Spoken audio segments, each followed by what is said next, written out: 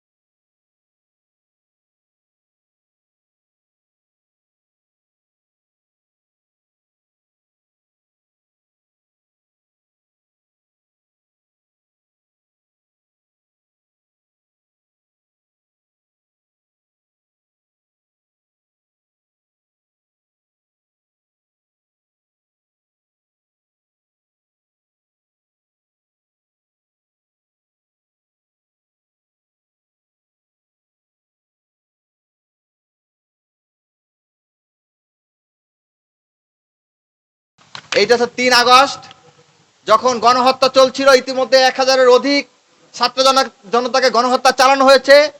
ঠিক সেই মুহূর্তে এই যে তৎকালীন প্রক্টর গোলাম রাব্বানী, তার নেতৃত্বে নীল দলের মানববন্ধন এবং মিছিল হচ্ছে। সেটা হচ্ছে খুনি হাসিনাকে টিকিয়ে রাখার জন্য, খুনি হাসিনার গণহত্যাকে বৈধতা দেওয়ার জন্য।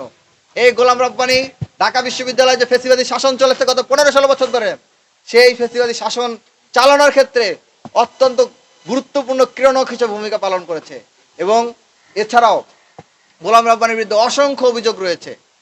সেই অভিযোগগুলো বিশ্ববিদ্যালয় প্রশাসনকে আমরা বারবার অভিহিত করেছি, কিন্তু অত্যন্ত দুঃখজনক হলো সত্য, বিশ্ববিদ্যালয় প্রশাসন তার বিরুদ্ধে ব্যবস্থা গ্রহণ করা তো দূরের থাক, বরঞ্চ তাকে বিভাগের চেয়ারম্যান বানানোর মাধ্যমে তাকে পুরস্কৃত করেছে।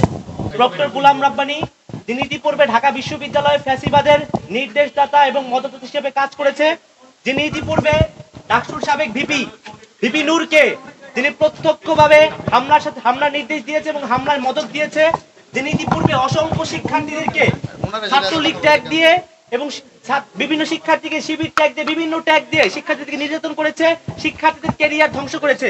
যেই শিক্ষক বিভিন্ন সময় শিক্ষার্থীদেরকে ছাত্রলীগের হাতে তুলে দিয়েছে এবং যে শিক্ষককে ঢাকা বিশ্ববিদ্যালয়ের শিক্ষার্থীরা ডাকাত হিসেবে চিহ্নিত করেছে, যে শিক্ষক ইতিপূর্বে জুলাই গণ অভ্যুত্থানের সময় শিক্ষার্থীদেরকে গণহত্যার সময় সুস্পষ্টভাবে মদত দিয়েছে এবং ইন্ধন দিয়েছে, সেই শিক্ষক গোলাম রাব্বানীকে ঢাকা বিশ্ববিদ্যালয়ের ইসলামের ইতিহাস এবং সংস্কৃতি ডিপার্টমেন্ট তাকে চেয়ারম্যান হিসেবে নিয়োগ দিয়েছে।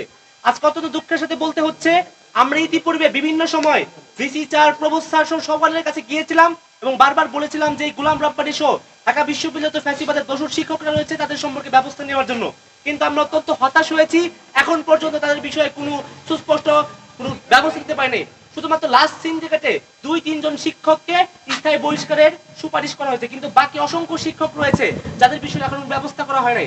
আপনারা জানেন এই গোলাম রাব্বানীর বিরুদ্ধে মামলা রয়েছে, এই মামলা চলাকালীন সময়েও কিভাবে গোলাম রাব্বানীকে একটা গুরুত্বপূর্ণ ডিপার্টমেন্টের চেয়ারম্যান ঘোষণা করা হলো তা আমরা এখন পর্যন্ত জানি না। সেই বিষয়ে আজকে আমরা ঢাকা বিশ্ববিদ্যালয়ের ইসলামিক ইতিহাস এবং সংস্কৃতি ডিপার্টমেন্টের শিক্ষার্থী সহ ডাকসু এবং ঢাকা বিশ্ববিদ্যালয়ের শিক্ষার্থীদের পক্ষ থেকে আমরা এখানে আজকে প্রভিসি বরাবর এসেছিলাম, স্মারকলিপি দিয়েছি